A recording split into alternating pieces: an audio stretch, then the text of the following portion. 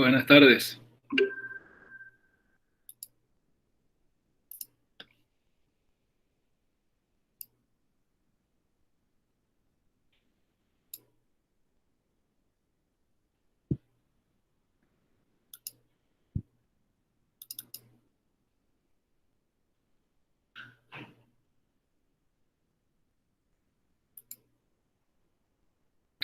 Ok, no, espérense que abrí la que no era. Un momentito.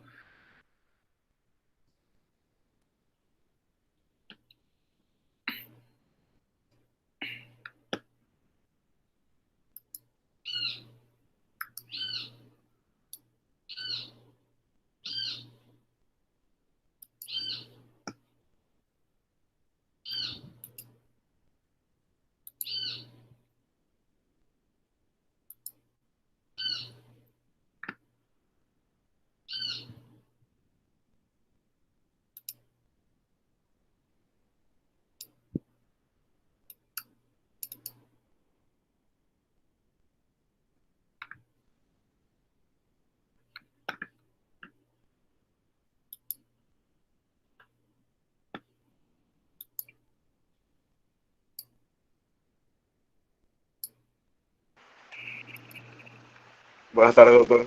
Una Buenas pregunta tardes. antes de que empiece la clase. Sí, cuénteme. A los bebés que acaban de nacer pero que tuvieron un Apgar eh, bien y que no presentaron complicaciones, Ajá. ¿para cuándo les ponen las citas de control de crecimiento y desarrollo? Según las guías, ahí están en el calendario que está en el esquema que les compartí el semestre pasado, debe ser a los 3 días para tomarle la muestra del tamizaje neonatal y luego a los 7 u 8 días para la captación de recién nacidos.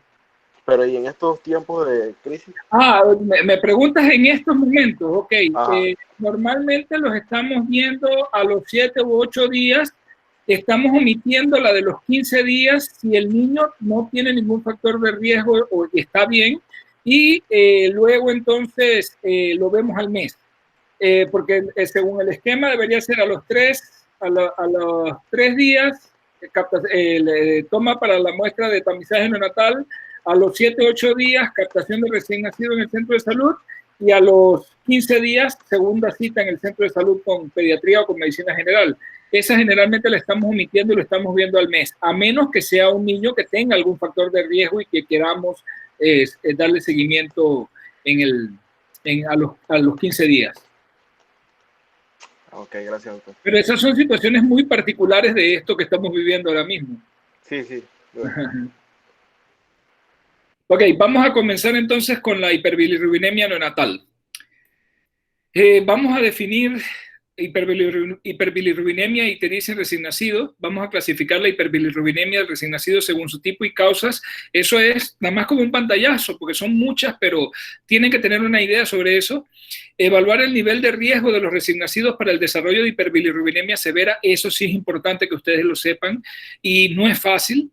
Describir la evaluación física del laboratorio del recién nacido con ictericia y reconocer las consecuencias de la toxicidad de la bilirrubina en el sistema nervioso central, que es lo que realmente nos preocupa, ¿no? Entonces, ustedes saben que ictericia es una coloración amarilla de la piel, de las mucosas y de los humores orgánicos por la fijación de bilirrubina. Y bilirrubina significa, o sea, etimológicamente viene del latín bilis, que significa bilis, y ruber, rojo, o sea, bilis roja.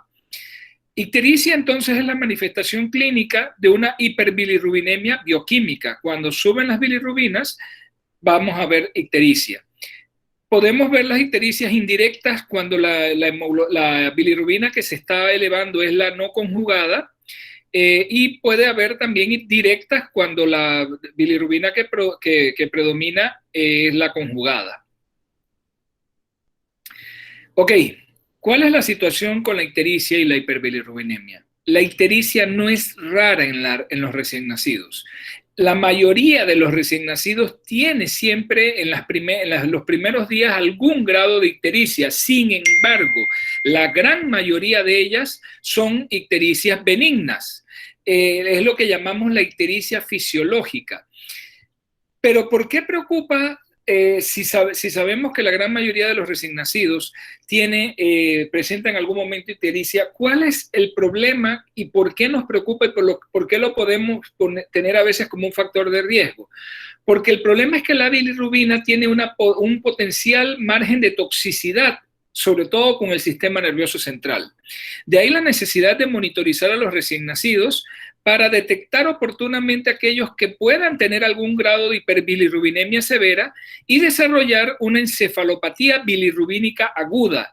Esa encefalopatía bilirrubínica aguda es la fase aguda de la enfermedad y las secuelas de esa encefalopatía bilirrubínica aguda es lo que recibe el nombre de kernicterus, es decir, todas las manifestaciones posteriores que tiene el niño después que ha pasado por una hiperbilirrubinemia severa y que ha desarrollado una encefalopatía bilirrubínica aguda. En el recién nacido, la ictericia es visible cuando la bilirrubina total sérica es mayor de 7 miligramos por decilitro, es decir, que tiene que tener ya un valor importante para que sea visible. Claro, niños de piel oscura a veces no es tan visible aún cuando tengan 8 o 9, pero si uno lo evalúa adecuadamente lo puede ver. En recién nacido la ictericia progresa en sentido cefalocaudal, es decir, cuando inicia comienza por la carita, las escleras, la boca, luego va descendiendo en el área del tronco superior, tronco inferior, el abdomen, luego vienen las extremidades y por último cuando vemos que hay ictericia en las manos y en los pies, eso ya implica que la ictericia es importante. La hiperbilirrubinemia indirecta o no conjugada, que es de hecho la más frecuente en recién nacidos, ocurre por la elevación de la bilirrubina indirecta en el suero y es la más frecuente, como les decía, en el recién nacido. Se clasifica en dos tipos: en ictericia fisiológica del recién nacido, que les decía es muy común, y en la hiperbilirrubinemia no fisiológica o patológica. O sea, cuando estemos ante un recién nacido con una ictericia y que probablemente se deba, como en la gran mayoría de los casos, una hiperbilirrubinemia no conjugada, es decir, indirecta, estamos ante dos opciones: o estamos con un recién nacido que tiene ictericia, pero tiene ictericia fisiológica, no está en un nivel de alarma, o estamos ante un recién nacido con una ictericia patológica que requiere actuar. Y establecer esa diferencia es lo que a veces no es tan fácil y que es lo que queremos que ustedes tengan presente y lo sepan evaluar lo mejor posible. La ictericia fisiológica la desarrolla la gran mayoría de los recién nacidos durante la primera semana.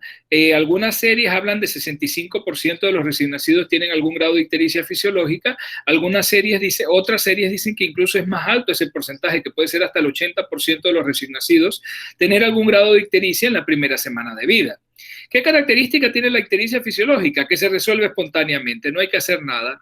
Nunca aparece antes de las 24 horas de vida y eso lo tengo que reafirmar y lo tienen que aprender porque es bien importante que ustedes lo sepan. Ninguna ictericia que aparece antes de las 24 horas de vida es fisiológica.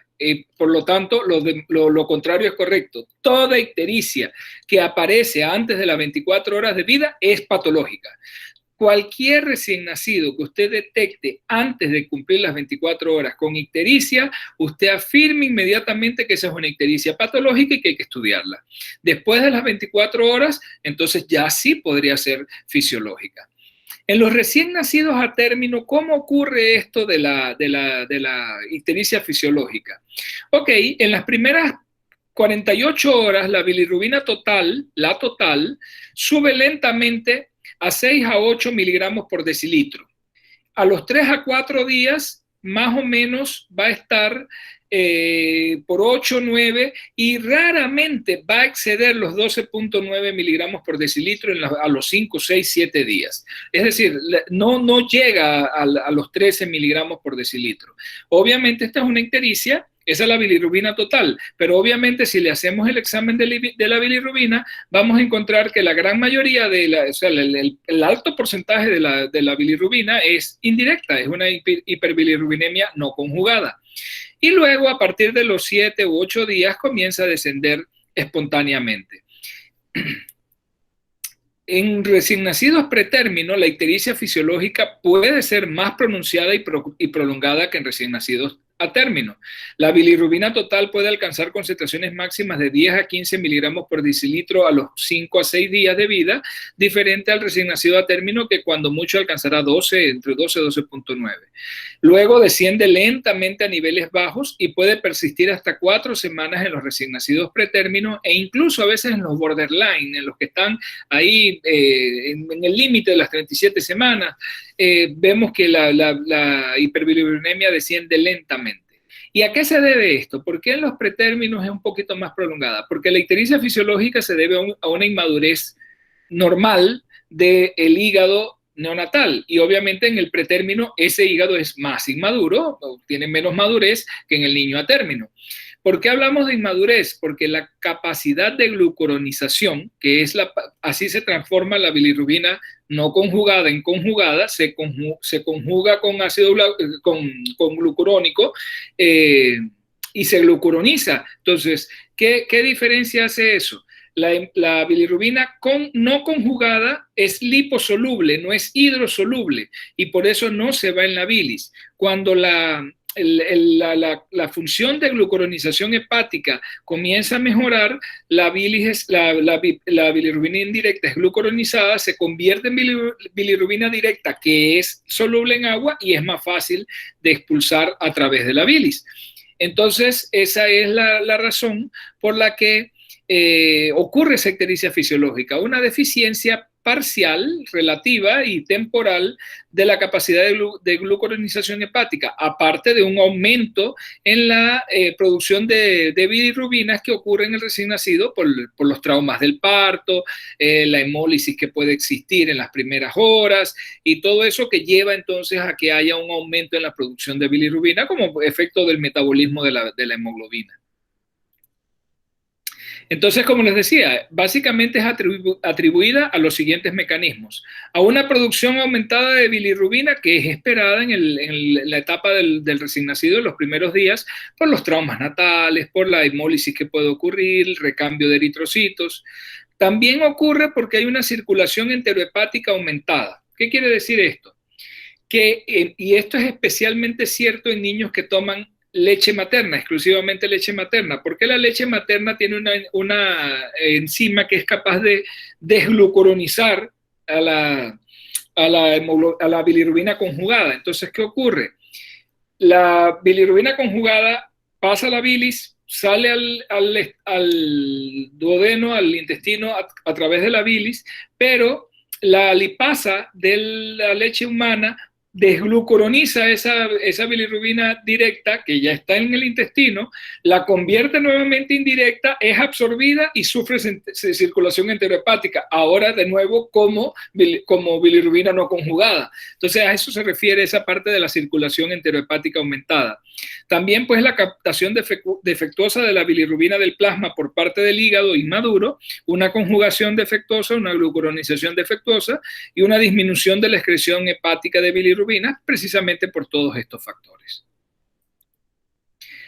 Cuando no se cumplen los criterios para que sea fisiológica, entonces es patológica. Cualquier ictericia, y miren que se los repito, cualquier ictericia que se detecta en las primeras 24 horas de vida es patológica. Una bilirrubina total mayor de 12.9 miligramos por decilitro en recién nacidos a término o mayor de 15 miligramos por decilitro en recién nacidos pretérmino es patológica en el momento en que usted la agarre. Sobre todo si estamos en la primera semana. Una bilirrubina directa, ahora sí, una bilirrubina conjugada, mayor de 1.5 a 2 miligramos por decilitro, es patológica. Y cuando está en esos niveles, mire que es poquito, pero cuando encontramos esos niveles, usted puede inmediatamente deducir que se trata de una colestasis. ¿Por qué? Porque la bilirrubina directa se eleva en plasma cuando hay colestasis. Entonces, la presencia de una hiperbilirrubinemia directa con simple y sencillamente con que usted mande la bilirrubina total y la fraccionada y le reporten una bilirrubina directa, algunos actores dicen más de 1.5, otros dicen más de 2, esté por fuera de ese rango, tenga 3 de bilirrubina directa o 2.8 de bilirrubina directa, usted inmediatamente debe pensar en colestasis. ¿Y cuáles son las causas de colestasis en los recién nacidos? Bueno, hay varias, pero las que más preocupan, por ejemplo, es que haya un quiste de colédoco, o que haya y esté produciendo obstrucción, o que haya, y peor todavía, que haya una atresia de vías biliares. La atresia de vías biliares es una situación que puede poner en peligro la vida del niño, y que el tratamiento óptimo es un trasplante hepático, porque si no, eso no se puede lograr, no se logra corregir. La atresia de vías biliares intrahepáticas, la bilis se produce, pero no tiene cómo drenar al intestino.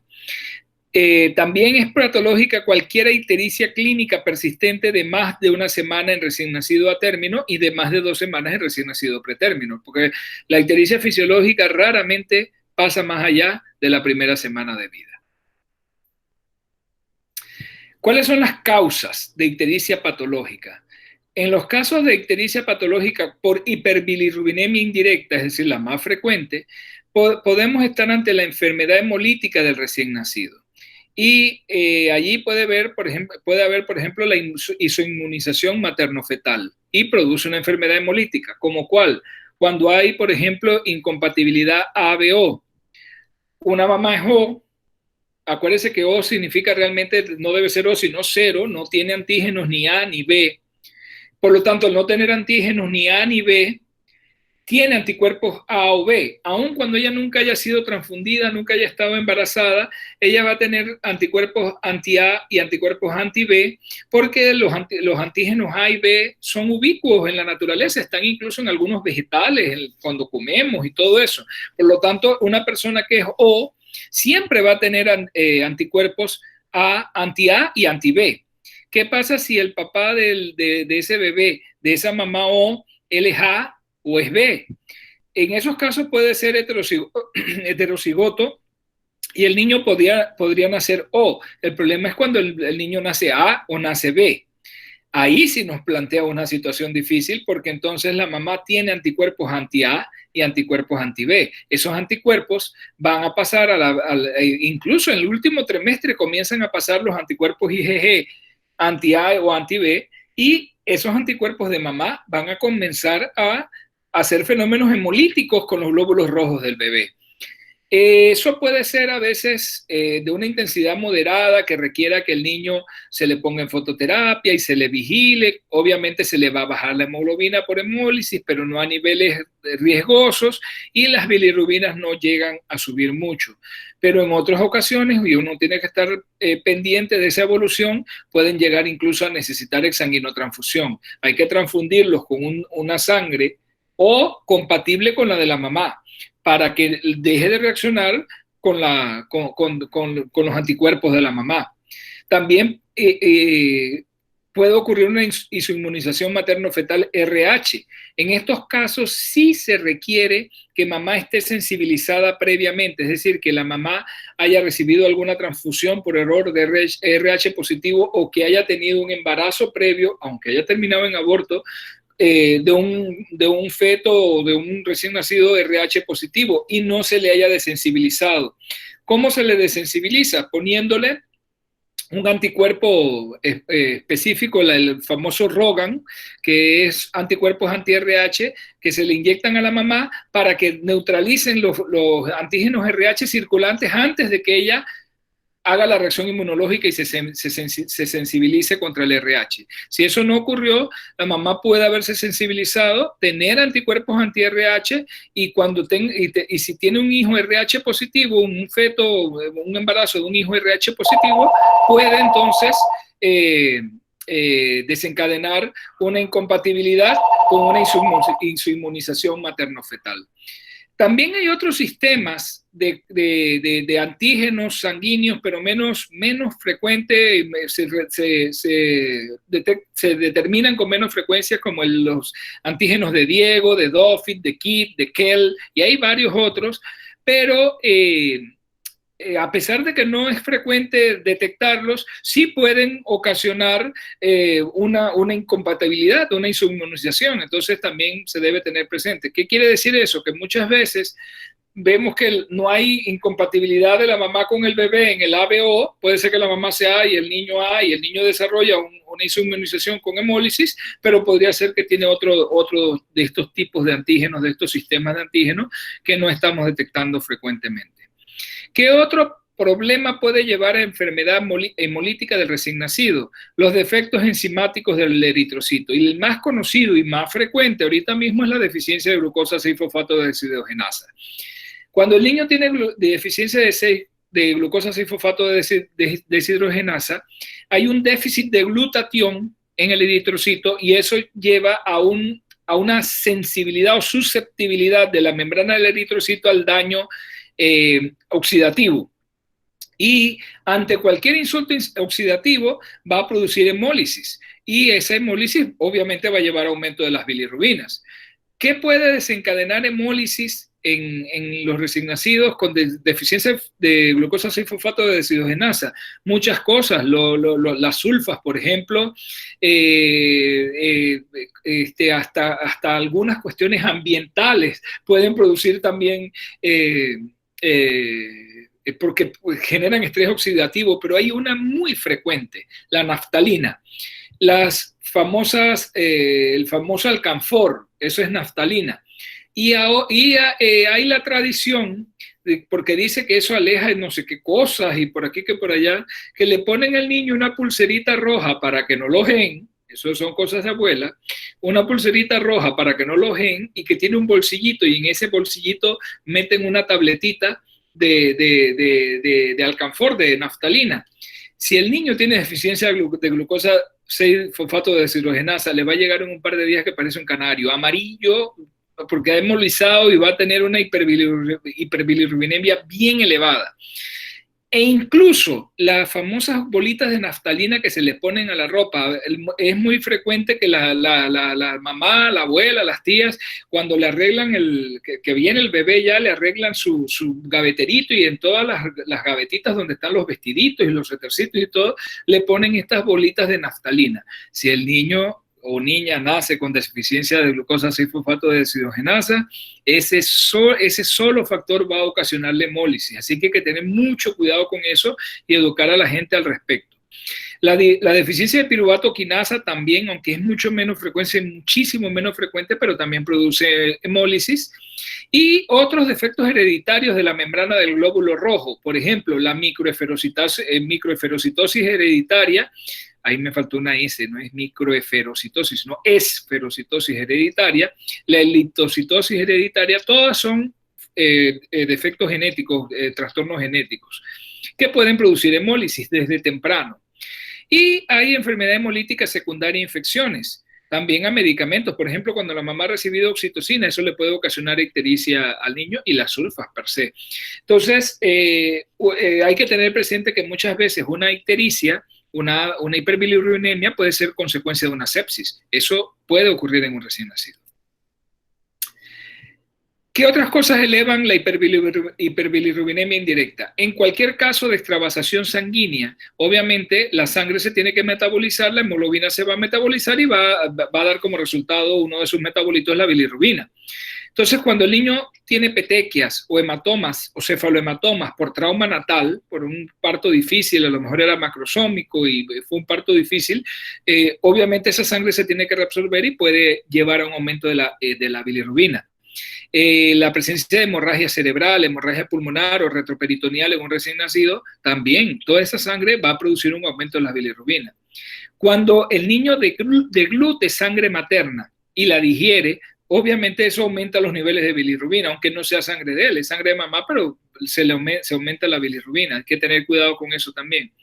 Y en cualquier situación donde haya aumento de la circulación enterohepática va a haber aumento de las bilirrubinas, por ejemplo, en la obstrucción intestinal, en la estenosis pilórica, en el hilio meconial, en el hilio paralítico, en la enfermedad de Hirschsprung y en el ayuno prolongado.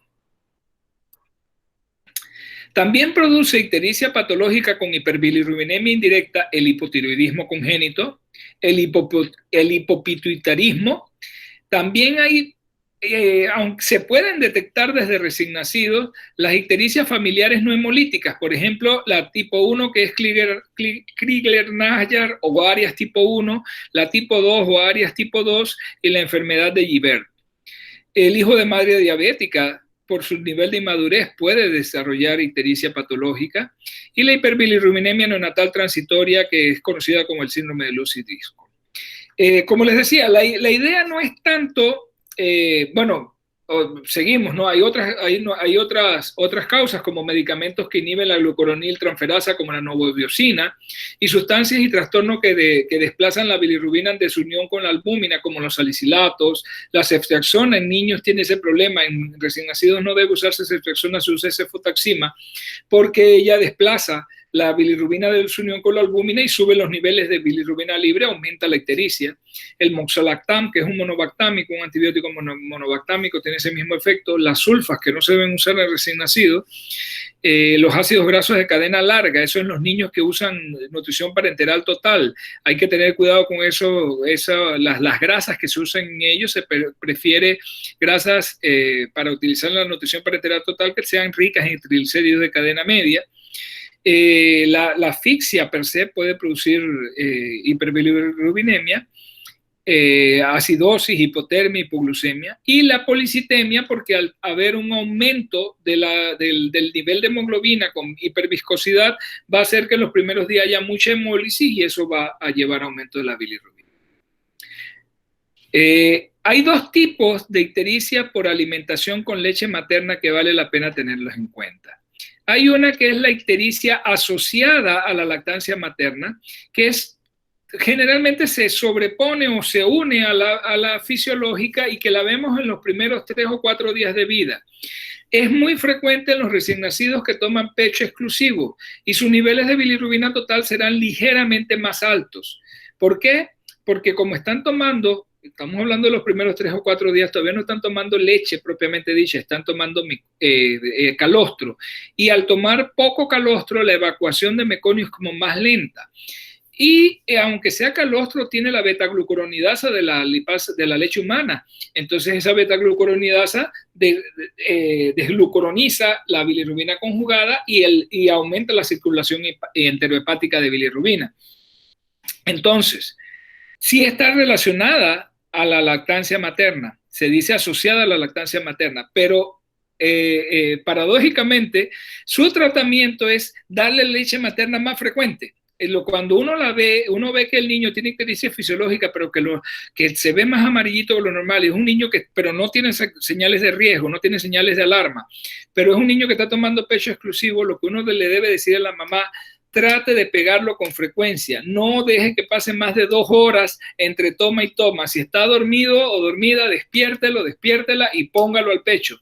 ¿Por qué? Porque mientras más lo pone al pecho, más se va a estimular la producción de leche, más rápido se va a producir la bajada de la leche, el niño va a comer más y va a estar evacuando con más frecuencia. Al evacuar con más frecuencia va a impedir la circulación enterohepática de la bilirrubina y va a estar expulsando más bilirrubina a través de las heces en la bilis. Entonces, aquí, a pesar de que ella está asociada a la lactancia materna, el tratamiento es que tome el pecho con más frecuencia, que no deje pasar más de 2 horas entre toma y toma, y eso le va a ayudar muchísimo a que la ictericia, tanto la fisiológica como la asociada a la leche materna, la lactancia materna, se resuelva rapidito. En los primeros 8 a 10 días ya se habrá resuelto.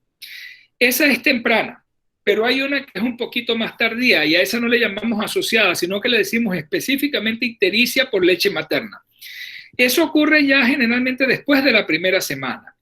Ahí dice después del 3er día. La bilirrubina indirecta va aumentando y aumentando, llegando a niveles de 20 a 30 a los 14 días. A los 14 días ese nivel no es muy preocupante.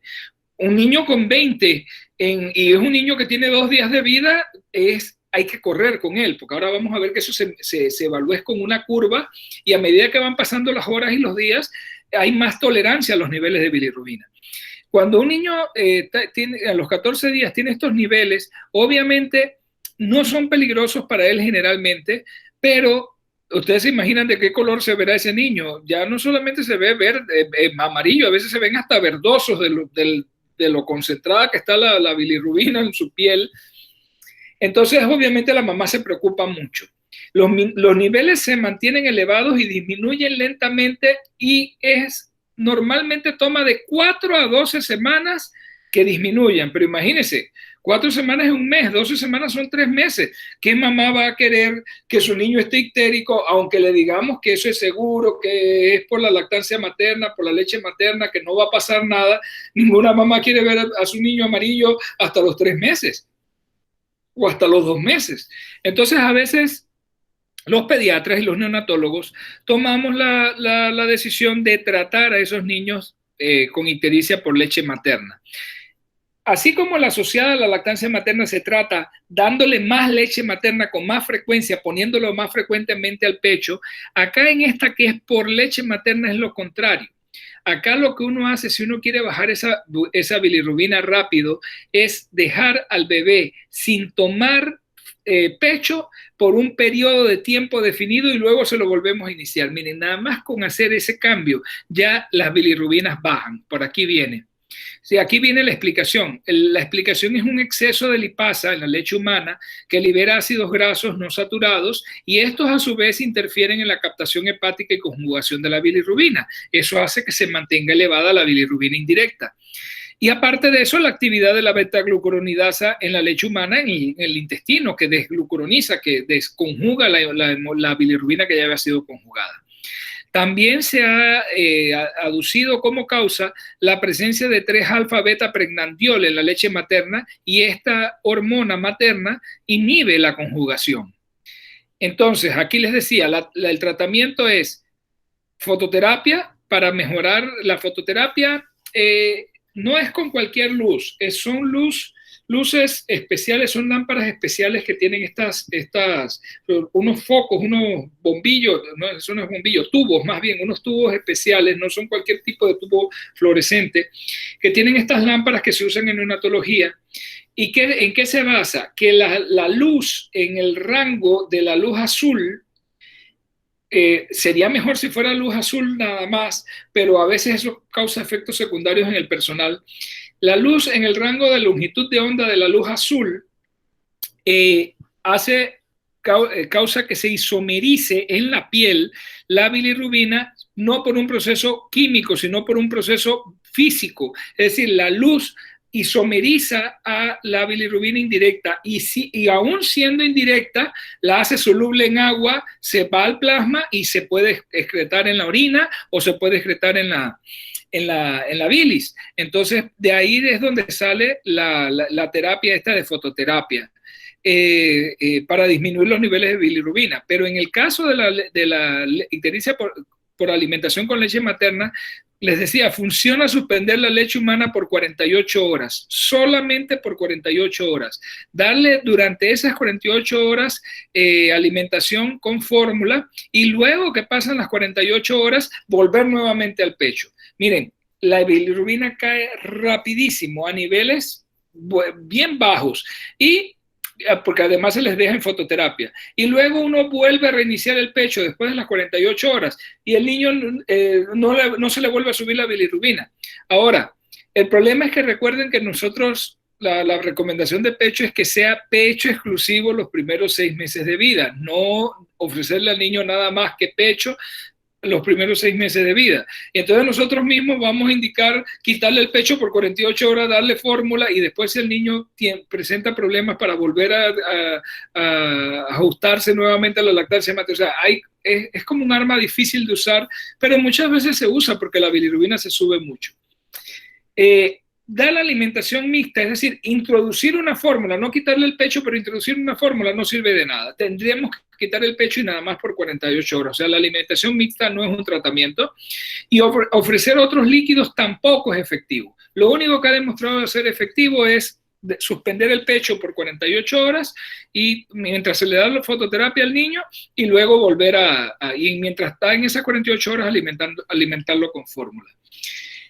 Hay muchos mitos alrededor de esto. Las abuelas le quieren hacer test de yo no sé qué cosas. Aquí antes era muy frecuente escuchar cuando yo hacía el internado por allá por la Edad Media, en la década de los 90, que le daban a los niños té de bicho. Yo digo, pero té de bicho, ¿eso qué es? Dice que bicho es una especie de enredadera, de planta, y que le hacían de las hojitas de esa planta té a los niños. No, déjense de estar inventando locuras, que después el niño puede hacer una reacción a ese tipo de químicos, ¿no? Y la otra, pues, la otra hiperbilirrubinemia es la hiperbilirrubinemia directa, que es un signo de disfunción hepatobiliar. Los niveles de bilirrubina directa mayores de 2 o cuando excede el 15% del nivel de bilirrubinas totales, a eso le llamamos colestasis. Usualmente aparece en la primera semana de vida, cuando la ictericia fisiológica va declinando. Si tenemos un niño con ictericia y le tomamos el nivel de bilirrubina, el nivel de bilirrubina directa está en más de 2 o el nivel de bilirrubina es más del 15% de las bilirrubinas totales, estamos ante una colestasis. Y el diagnóstico incluye muchas cosas, enfermedades importantes, como por ejemplo cuando hay obstrucción del flujo biliar. La que más tememos es la atresia de vías biliares intra o extrahepáticas, que exista un quiste del colédoco obstruyendo, que el síndrome de la bilis espesa, que no fluye la bilis porque está muy espesa, se puede ver a veces en niños con fibrosis quística, la fibrosis quística del páncreas, algunos tumores que pueden afectar y obstruir a nivel del árbol biliar, y la hipertrofia congénita del píloro. También puede ocurrir hiperbilirrubinemia directa por daño celular hepático directo, por ejemplo, en ciertas infecciones, en la galactosemia, que los niños con galactosemia hacen daño hepático, igual en la fructosemia, en la tirosinemia y en la deficiencia de alfa-1 antitripsina. La deficiencia congénita de alfa-1 antitripsina puede cursar con colestasis, entre otras. Entonces, ok, volvemos a ver, miren, las causas son múltiples. Yo nada más quiero con esto que ustedes tengan un pantallazo de todas las causas que puede tener una hiperbilirrubinemia, de todas las cosas que pueden estar detrás. Sin embargo, cuando ustedes estén en un centro de salud, ustedes van a estar allí, le van a traer un niño y lo que van a ver es un niño amarillo. Es muy difícil que en el centro de salud uno sepa cuál es la causa de la hiperbilirrubinemia. ¿Qué es lo que tenemos que tener claro nosotros desde la atención primaria, como médicos de atención primaria? Tenemos que tener claro el riesgo. Cuando un niño tiene riesgo de tener algún problema severo o cuando es una ictericia fisiológica que nada más debo observarla y darle seguimiento. ¿Ok? Eso es la clave y no es fácil. Van a ver que no es fácil. El otro escenario en el que ustedes se pueden desempeñar es el escenario, por ejemplo, en el hospital, cuando estén haciendo el internado y tengan que evaluar junto con el residente o con algún funcionario a los recién nacidos que están en la sala de acá con su mamá. Y hay que estar muy alerta a la presencia de hiperbilirrubinemia. Recuerden, cualquiera ictericia que usted detecte antes de las 24 horas de vida es patológica y hay que estudiarla. Usted está pasando visita o está revisando en la sala de puerperio y se encuentra un niño que tiene 8 horas de vida, que está con su mamá, pero se ve ictérico, se ve amarillo, inmediatamente comunica al residente de pediatría de ese niño. Hay que hacerle una serie de exámenes y hay que pasarlo para neonatología porque tiene una ictericia patológica. No tiene ni 24 horas de vida y está ictérico. Y la otra cosa que puede ocurrir es cuando le vamos a dar salida a los niños, ya tienen más de 24 horas de vida, puede que tengan 36, algunos los de cesárea pueden tener entre 48 y 72 horas de vida, pero a usted le preocupa porque lo ve bastante amarillo. Bueno, estamos en el hospital. Lo único que tenemos que hacer es tomarle, si no tenemos el tipaje del bebé, conocemos el tipaje de la mamá por su control prenatal, tomarle un tipaje al bebé, tomarle un BH para ver cómo anda el nivel de hemoglobina y tomarle las bilirrubinas totales, puede ser totales o totales y fraccionadas, y mandarle, si sospechamos que puede haber hemólisis, mandarle un CUMS directo. A los bebés se les manda CUMS directo porque queremos detectar anticuerpos unidos a la membrana del eritrocito. Si queremos ver si la mamá está sensibilizada, tenemos que mandarle un CUMS indirecto, porque ahí lo que queremos es captar eritrocitos inmunoglobulinas antieritrocitos, antimembrana del eritrocito, que estén disponibles y circulantes en el plasma de mamá. Entonces, dependiendo de lo que queremos demostrar, así mandamos los exámenes, ¿no? Entonces, teniendo en cuenta este riesgo, la Academia Americana de Pediatría, a través del Comité de Hiperbilirrubinemia, fíjense, la Academia Americana de Pediatría tiene un comité de hiperbilirrubinemia neonatal, publicó unas guías de manejo de recién nacidos de 35 semanas de gestación o más con respecto a evaluación del riesgo de la hiperbilirrubinemia severa. Esto fue publicado en 2004, ya tiene 16 años. Ha habido varias revisiones durante el transcurso de estos años, pero la evidencia no ha cambiado, sigue siendo básicamente lo mismo. Las curvas que se usan de referencia son las mismas y sigue planteado el mismo problema. ¿Qué hacer para hacer una evaluación clínica del paciente con ictericia y tratar de tomar una decisión? No es fácil. Tenemos que depender de los exámenes y muchas veces para poder hacer el examen de bilirrubinas y todo tenemos que mandar al niño al hospital. Cuando tenemos en los valores de bilirrubina, tenemos esta gráfica. Esta gráfica lo que nos habla acá, fíjense en el eje de las X, nos dice las horas de edad postnatal, se miden horas, porque esto va variando el nivel de riesgo. A medida que van pasando las horas nos vamos haciendo más tolerantes, es decir, a medida que van pasando las horas, un nivel un poquito más alto de bilirrubina puede ser seguro, mientras tanto que acá, el mismo nivel que acá es seguro a las 72 horas, es de mucho riesgo, de alto riesgo en las 12 horas, entonces esto tiene que verse por hora, ni siquiera por día, sino por hora. Entonces, ¿de qué se trata esto? Hacemos una bilirrubina sérica total en miligramos por decilitro, nos la reporta el laboratorio y la graficamos con respecto a las horas de vida que tiene el niño en el momento en que le tomé la muestra y veo en qué zona de riesgo se ubica. Este nomograma, esta gráfica, se hizo para designar a partir de la designación de riesgo y se usó como sujetos de medición para definir el nomograma 2.540 recién nacidos normales de 36 o más semanas de edad gestacional con peso al nacer mayor o igual a 2.000 gramos o 35 o más semanas de edad gestacional y peso al nacer mayor o igual de 2.500 gramos. Basados en los valores de bilirrubina total tomados en horas específicas. Entonces se fueron tomando muestras en horas específicas y se construyó este nomograma. ¿Qué quiere decir eso? ¿Cómo hacemos esto?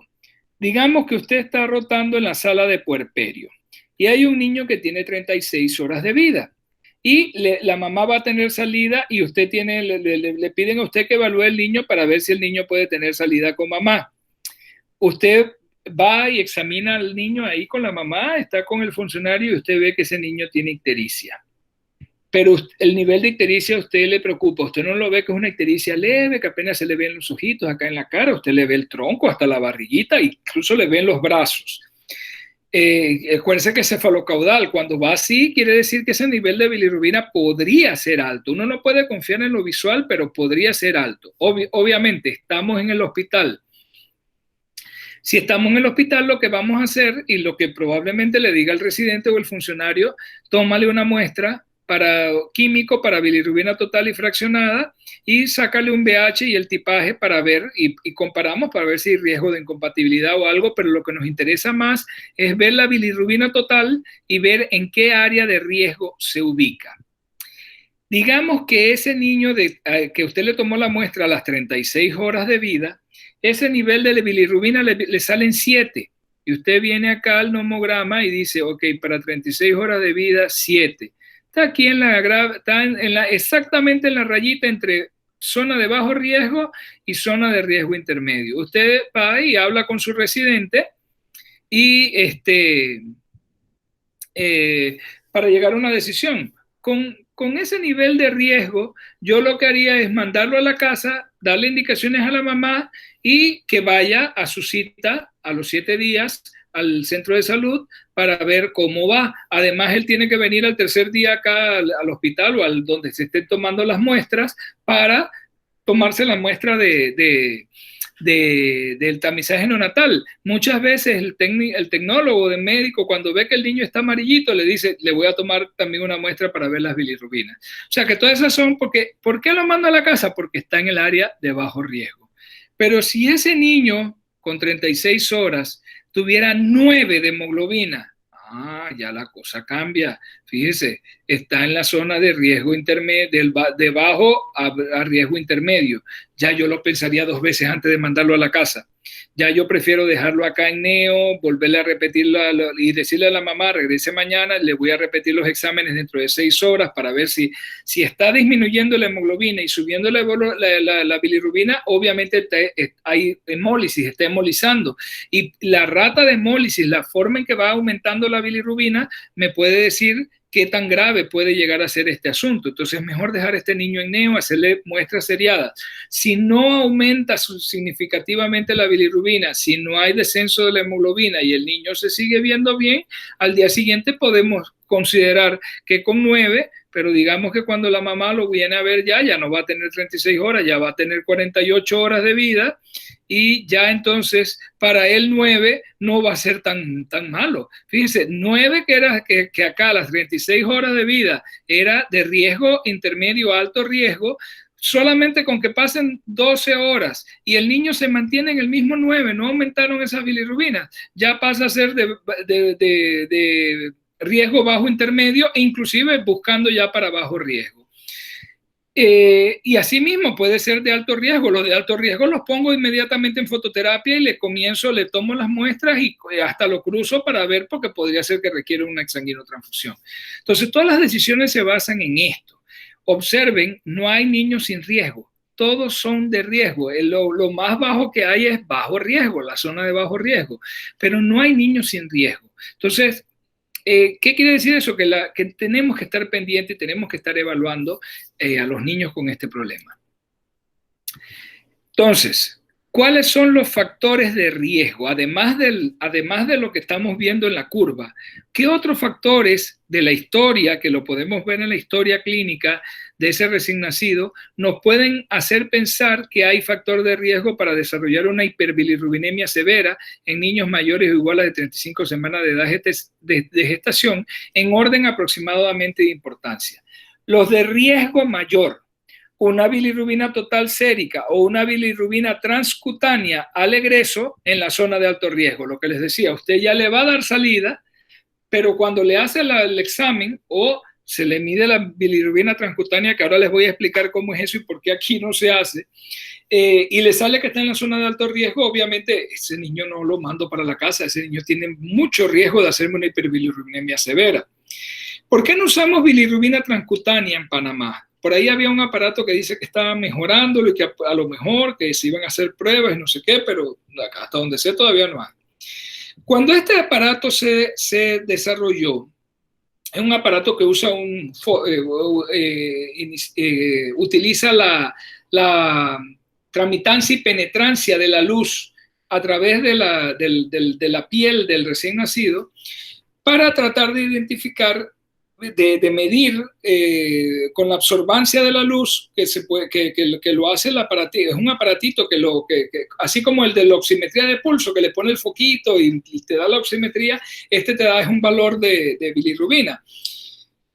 ¿Qué pasa? Eso se desarrolló en Estados Unidos, lo usan en varios países de Europa. Hace rato ya, desde que yo era, poco después de haber yo terminado la residencia, ya estaba ese aparato. Cuando se comenzó a usar allá, obviamente en Estados Unidos, muchos niños blanquitos y todo, es más fácil que sucediera. En el complejo hospitalario, en la sala de la Caja de Seguro Social en Panamá, en la sala de neonatología, trajeron un equipo para probarlo, para validarlo, para ver si era posible usar, para no tener que estar puyando a los niños de estos que están de bajo riesgo, que se iban a la casa con la mamá, pero lo veíamos un poquito amarillo. Tratar de usar la bilirrubina transcutánea y no tener que puyarlo y tomar las decisiones más rápido, ¿no? Si salía bien en la transcutánea, no le tomabas la muestra de sangre y lo mandabas para la casa. Si salía dudoso o en riesgo, entonces sí la confirmabas con la muestra de sangre y te quedabas con el niño. Cuando hicieron la validación se dieron cuenta que no había concordancia entre los valores que arrojaba el transductor cutáneo versus los valores reales en plasma o séricos de la bilirrubina. ¿Y a qué se pensó que se debía? A la gran mezcla de etnias que hay aquí en Panamá, niños muy morenitos, niños trigueñitos y todo. Los niños blanquitos aquí son la minoría, no son la mayoría. Entonces no se usa por esa razón, porque es muy difícil estimar con bilirrubina transcutánea, a menos que se mejore el equipo, se mejore ese transductor que permite entonces medir la bilirrubina aún en niños que tienen la piel más oscurita, no que no son blanquitos. ¿Qué otra cosa es importante como factor de riesgo? Ya ustedes lo conocen, ictericia en las primeras 24 horas es patológico hasta que se demuestre lo contrario. Si hay incompatibilidad de grupo, es decir, una incompatibilidad OA o una incompatibilidad OB, y encima tiene CUMS directo positivo, es decir, usted logra demostrar que hay anticuerpos unidos a la membrana de los eritrocitos del bebé, o otras enfermedades hemolíticas conocidas como deficiencia de glucosa 6-fosfato de deshidrogenasa, no mande ese niño para la casa, quédese con él ahí y dele seguimiento. Si la edad gestacional está entre las 35 y las 36 semanas, es un pretérmino borderline, pero tiene más riesgo. Si tiene cefalohematoma o trauma natal importante, ¿por qué? Porque esa sangre se va a metabolizar y va a elevar la bilirrubina. Entonces, con más razón, no lo deje ir, tiene que quedarse con él. El niño que toma pecho exclusivo, particularmente si la alimentación no es adecuada y hay pérdida de peso excesiva. Recuerden que los niños pueden perder hasta el 10% en la de vida, pero si están perdiendo más de eso porque están tomando poco calostro, va a haber problemas y se puede subir esa bilirrubina. Y los grupos étnicos del este asiático, miren, la gente de Asia tienden a tener más hiperbilirrubinemia que cualquiera de las otras etnias. Entonces eso es un factor de riesgo a tenerlo presente. Cuando además de ver un niño ictérico y usted le manda y las bilirrubinas están ahí dudosas, están en riesgo intermedio alto, intermedio bajo, y usted, pero además de eso le presenta alguno de estos factores de riesgo mayor, no mande a ese niño a la casa, déjelo hospitalizado y déle seguimiento. Los de riesgo menor, es decir, son factores de riesgo, pero de riesgo menor, no riesgo mayor como los otros. Una bilirrubina total o una bilirrubina transcutánea en la zona intermedia de riesgo. Si me sale en la zona intermedia, pero el niño está bien y todo, no tiene factores de riesgo graves de los anteriores, puedo tomar la decisión de mandarlo a la casa y vigilarlo. La edad gestacional entre 37 y 38 semanas, recuerden que esos son los términos tempranos, también pueden tener algo de inmadurez. Entonces, claro, ese no es para quedarme, sino es para considerarlo, lo considero dependiendo de lo que veo. Una ictericia observada antes del egreso, o un hermano previo que haya tenido ictericia neonatal, que haya requerido fototerapia y todo, eso es un factor de riesgo menor, pero también hay que tomarlo en cuenta. Si el recién nacido es macrosómico, hijo de madre diabética, ese es un factor de riesgo menor. Una edad materna mayor de 25 años también lo convierte en un factor de riesgo. Y miren, los bebés masculinos tienen más riesgo que las niñas. Entonces, esos son factores de riesgo menor, que hay que considerarlos, pero que no son mandatorios. Uno los suma y se da cuenta, juega con ellos. ¿Para qué? La clave aquí es tomar la decisión. ¿Lo dejo o lo mando con mamá a la casa? Y hay factores de riesgo disminuido. O sea que cuando uno ahí no debe ni preocuparse, porque sí tiene algún riesgo, pero es riesgo disminuido. Si la bilirrubina total o la bilirrubina transcutánea le sale en la zona de riesgo bajo, aquellos con edad gestacional mayor de 41 semanas están más maduros. Los niños que son alimentados exclusivamente por fórmula, eso no debe ser, realmente eso no lo queremos, pero obviamente ese niño va a tener menos riesgo de hacer hiperbilirrubinemia que los que toman pecho materno, porque lo que hablábamos anteriormente. Los niños de raza negra tienen bastante, de etnia realmente, acuérdense que no se debe decir raza, sino de etnia negra, tienen bastante bastante menos posibilidad de hacer hiperbilirrubinemia que los de raza, de los de etnia o color blanco o los de las etnias del este asiático. Entonces, ese es un factor protector. Y si vamos a darle egreso después de las 72 horas, es decir, el niño va a estar más de 48, 72 horas o un poco más en la sala. Obviamente ya cuando lo mandamos a casa nos vamos más tranquilos porque ya el niño estuvo en vigilancia 72 horas acá. Esos son factores de protección más bien para el niño. Ok. Para poder evaluar el riesgo, entonces tenemos que conocer aquellas condiciones en las que los niveles de bilirrubina total encontrados en la ictericia fisiológica, o sea, que no se sobrepasan los valores de la fisiológica, se han asociado con encefalopatía bilirrubínica y kernícteros. O sea, un niño, un recién nacido muy pequeño, bajo peso, muy bajo peso o extremo bajo peso para la edad gestacional, que aun cuando los niveles no sobrepasen lo que aceptamos para ictericia fisiológica, puede hacer encefalopatía bilirrubínica. Aquellos niños afectados por una hipoxia perinatal severa, que nacieron asfixiados, que requirieron maniobras de reanimación, tienen más riesgo de hacer encefalopatía bilirrubínica, aún a niveles bajos de bilirrubina. La acidosis hace lo mismo, y la acidosis está relacionada también a la asfixia y a la hipoxia. La hipoglucemia temprana en el recién nacido, y todos los prematuros, los pretérminos pequeños para la edad gestacional, o sea, los verdaderos prematuros, todos esos niños tienen riesgo de impregnarse, de hacer encefalopatía bilirrubínica, aún con niveles bajos de bilirrubina. Entonces, ¿a qué va esto? Aún cuando tenemos las curvas, la curva anterior, aún cuando tenemos esta curva, no podemos definir que haya realmente un nivel seguro de bilirrubina, sobre todo si el niño tiene factores de riesgo asociados y tiene estas condiciones en las que incluso con valores bajos de bilirrubina podría haber impregnación a nivel del sistema nervioso central y encefalopatía bilirrubínica. ¿Ok? Al examen físico, la ictericia puede detectarse al hacer presión sobre la piel, incluso en los más morenitos, que puede que no se vea a simple vista. Si yo tengo una buena luz y presiono la piel, cuando la quito me voy a dar cuenta que antes de regresar el color se ve amarillito. Entonces, la ictericia puede detectarse al hacer presión sobre la piel. El área debe estar bien iluminada, preferiblemente con luz natural de día, no con luz artificial. Es preferible verlo con luz del sol. Se observa primero en cara, progresa caudalmente a tronco y extremidades. La estimación visual de los niveles de bilirrubina con relación al grado de ictericia puede llevar a errores. Es decir, el hecho de ver, digo, no, pero este niño no se ve tan amarillo, examine bien, y aún así uno se puede equivocar. La moraleja del asunto es que aunque uno trate de hacerlo bien, nada más con el examen físico, cuando uno tiene dudas es mejor mandar los exámenes de laboratorio, ver cómo está ese valor de bilirrubina total, porque no puede uno confiar en el ojo. Si hay alguna duda, lo que estamos conversando del grado de ictericia, debe hacerse la bilirrubina total, debe medirse a través del laboratorio. El juicio clínico debe ser usado para determinar la necesidad de una medición de bilirrubina total o bilirrubina transcutánea. Es muy importante el examen neonatal, es el segundo que se hace tratando, que yo les decía que es más completo y todo. Ese examen es importante entre las 8 y 12 horas de vida. ¿Por qué? Porque si usted detecta una ictericia en ese momento es patológica, no es fisiológica. Recuerden, menos de 24 horas es patológica. En nuestro medio, la bilirrubina total por transductor transcutáneo no es de utilidad por nuestro mestizaje, ¿no? Entonces, ¿a quién se le debe mandar laboratorio? A todos aquellos con ictericia en las primeras 24 horas de vida, sus bilirrubinas totales.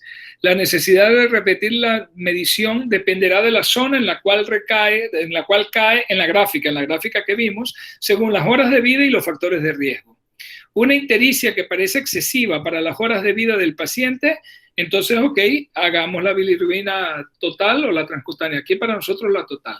Si el nivel de bilirrubina directa es elevado, se recomienda evaluar por causas de colestasis. ¿Y cómo evaluamos? Como la mayor parte de las veces son anatómicas, podemos mandarle a hacer un ultrasonido inicialmente, ultrasonido abdominal a ese bebé o a esa bebé para ver qué es lo que ocurre y por qué hay obstrucción que puede llevar a un aumento de la bilirrubina directa, es decir, a una colestasis. Cualquier recién nacido que amerite fototerapia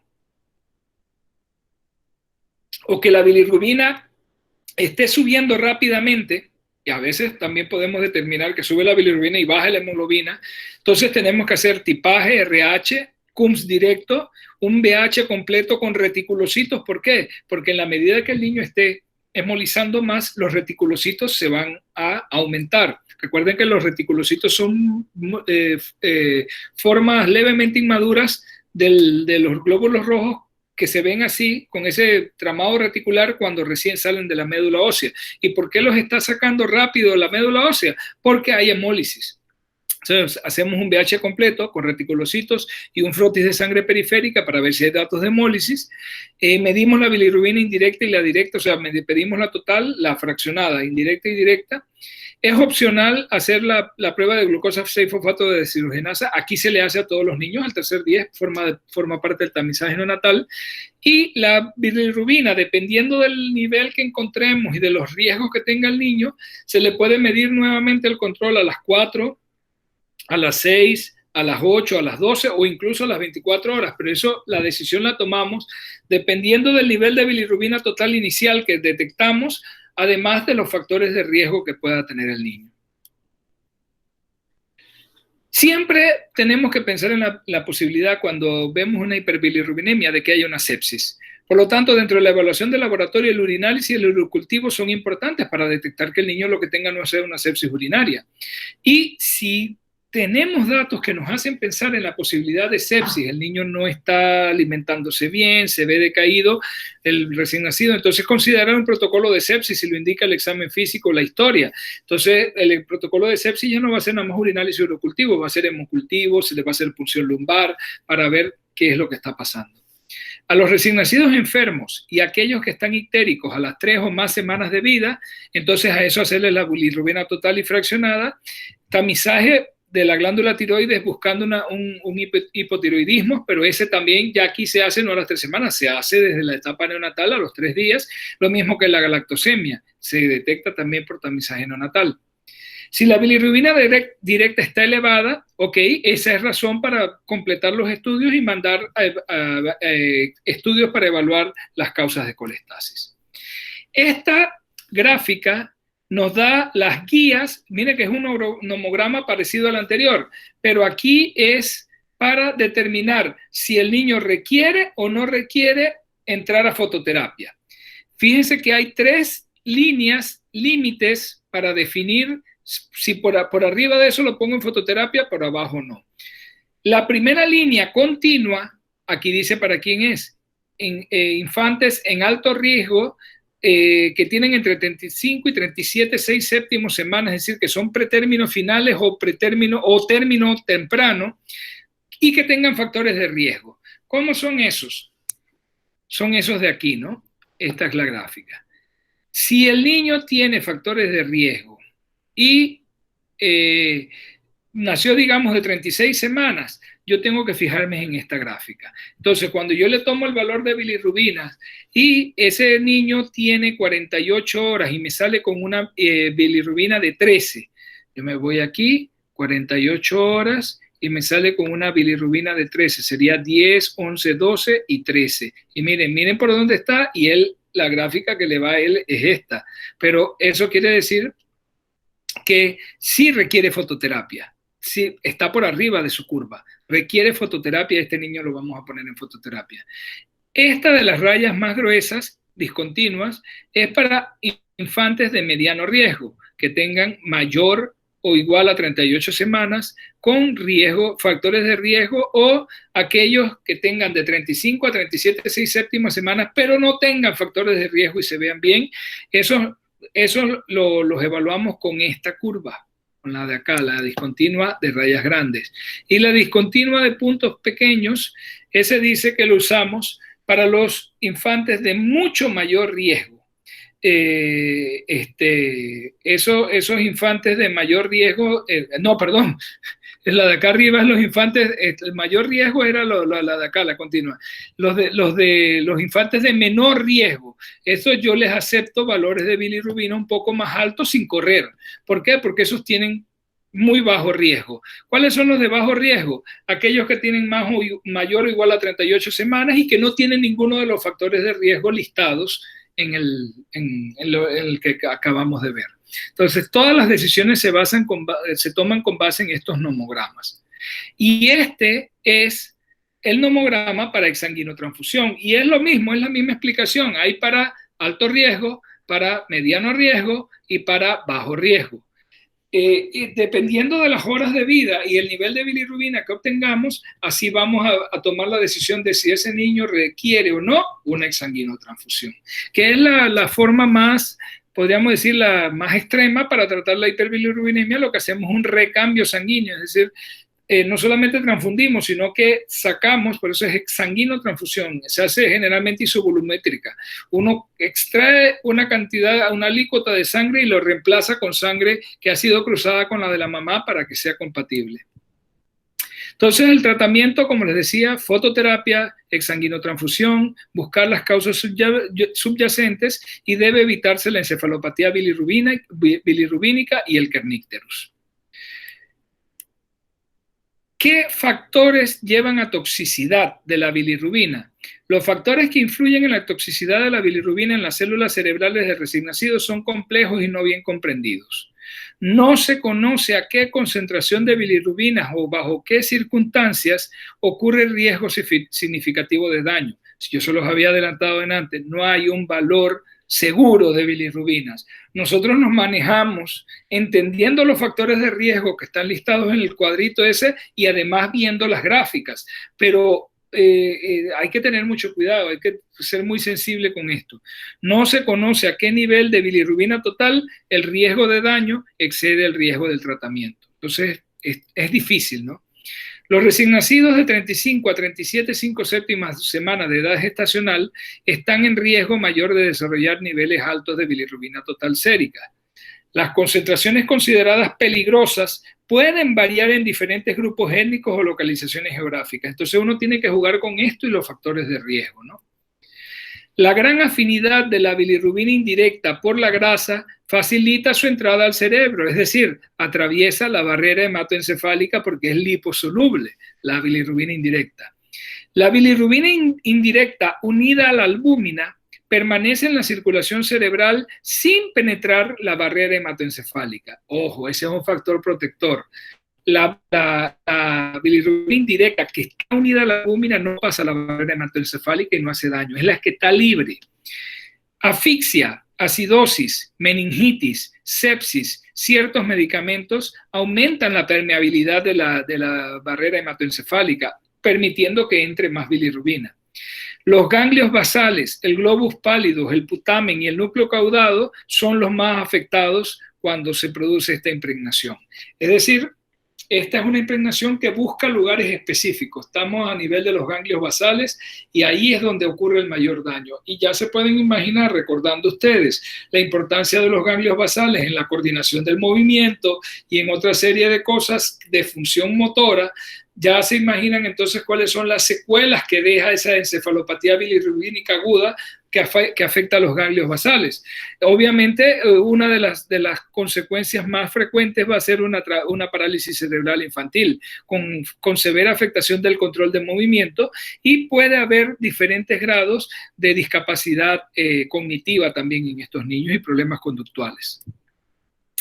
La encefalopatía bilirrubínica aguda, que es la enfermedad producida por el paso de esa bilirrubina indirecta liposoluble a través de la barrera hematoencefálica y su depósito a nivel de los ganglios basales, su impregnación a los ganglios basales, va a producir 3 fases de la enfermedad. La fase temprana es la fase 1. ¿Cómo va a estar ese niño de fase temprana? Letárgico, hipotónico, la succión es pobre, y si le hago potenciales automáticos auditivos de tallo, nos van a dar alterados. Claro, ahí tendríamos que tener la tecnología para hacerla, pero nos van a dar potenciales alterados. Esta fase todavía es reversible cuando encontramos a un niño en esta fase, y si tomamos las medidas correctas, si es ponerlo en fototerapia, si es necesario prepararlo para exsanguinotransfusión y exsanguinarlo, les va a ir bien. Esto es reversible, esta fase es reversible. La fase 2 intermedia ya no está solamente letárgico, puede estar estuporoso y se ve mal, no se ve bien, está feíto, dice uno. Puede estar irritable, con hipotonía e hipertonía mezcladas. Por ejemplo, puede tener retrocolis, el cuello se le va hacia atrás, se le cae la cabecita, pero también al mismo tiempo puede tener hipertonía porque va a estar en opistótonos. Y va a tener fiebre, puede tener fiebre y llanto de tono alto, es un llanto como gritón. Todavía en la fase intermedia, aunque ha avanzado más y ya hay más evidencia de daño en los ganglios basales, o sea, de afectación de los ganglios basales, pero si se toman las medidas, todavía esta fase es reversible. La fase 1 y 2 son reversibles. En la fase 3, en la fase avanzada, ya hay daño al sistema nervioso central que es irreversible. Tiene opistótonos y retrocolis pronunciado, el llanto es estridente, puede haber apnea, no se alimenta adecuadamente, a veces hay que alimentarlo por sonda, puede tener fiebre, generalmente tiene fiebre, desarrolla estupor profundo a coma, puede tener convulsiones ocasionales y en estos casos es frecuente que sobrevenga la muerte. Entonces, esto es importante conocerlo. A veces la gente dice que cuando el niño llega impregnado tiene kernícteros. No, cuando llega que está impregnándose sus ganglios basales, lo que está haciendo es una encefalopatía bilirrubínica aguda. Kernícteros es la forma crónica de la encefalopatía bilirrubínica, es decir, las secuelas que deja. Puede desarrollarse una forma severa de parálisis cerebral atetósica por falta de coordinación de los movimientos. Puede haber disfunción auditiva, puede haber displasia del esmalte dental, puede tener la mirada del signo del sol poniente, donde pareciera que los ojitos como se le están yendo, y puede tener secuelas intelectuales de discapacidad intelectual de diferentes grados. Entonces, son muchas imagínense, un niño que tenga parálisis cerebral infantil de tipo atetósico, que además no escuche bien, que tenga discapacidad intelectual, ese niño va a tener muchas dificultades para adaptarse. Ok, terminamos aquí con hiperbilirrubinemia. Ya son las 5:20. Vamos a dejar los trastornos metabólicos y la otra clase para la otra semana, si les parece. A ver, salgamos de aquí.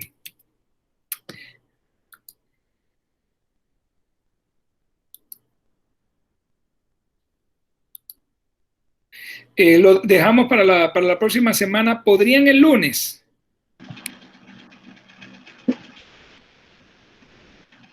¿Podrían el lunes? Pienso que sí, doctor. Recuerden que el lunes tenemos clase de gastro, si no me equivoco, y clase de dermatología. Ok. ¿Qué día se podría entonces?